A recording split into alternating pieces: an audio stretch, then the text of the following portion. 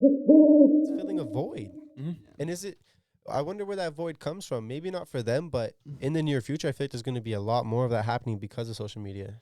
And I didn't really say my my thoughts on social media yet, but I'll just put this out there. I feel like social media gives too much easy gratification. Like as soon as you get a like, the dopamine hits in your head. As soon as you get a comment, dopamine hits in your head. I want more.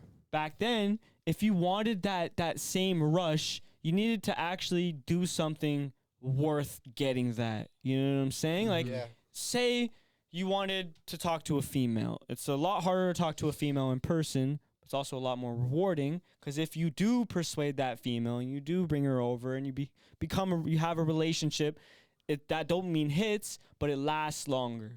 Social media, it's making the fact that we're getting more used to our own dopamine hits. And now we need a next hit. And now we're becoming addicted to that dopamine. As before the dopamine, it used to hit a lot less, but when it hit, it was more satisfying. Yeah. It actually meant more to us than just a couple flimsy likes on a picture that we might not even like ourselves. You can say that's like the original, true, actual dopamine hit. Yeah. Is back then. Yeah. That one-on-one interaction, whether it be a, yo, I like your hat, yo, I like your shirt. Compliments. Hey, your hair looks beautiful today. You get a lady's number. Being successful at something, scoring a goal, impressing somebody, whether it be, whatever it was a human interaction that was producing that dopamine. Now it's like all under the Instagram picture. Yo, clean still.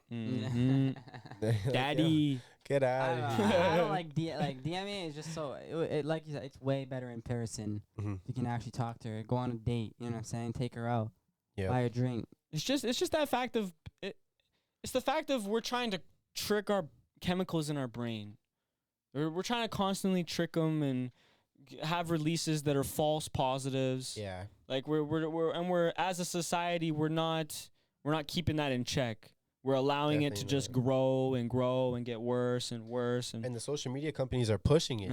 They're just enforcing it. It all has to do with money. For sure. But let's real quickly before we end this off, because we talked about all the negatives and like we said, all the voids that are filled by social media, all the deficiencies of it.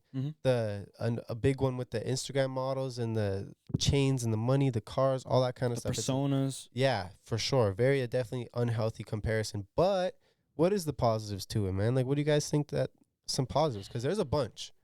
Like, we can't say that there's not a bunch, because there is. There might be more negatives, which I understand. And like we said, this goes time and time again. The negatives will stand out more than the positives. Like the addictive side of social media is always going to overcome the opportunity that it has. You know what I'm saying? But let's speak about that opportunity.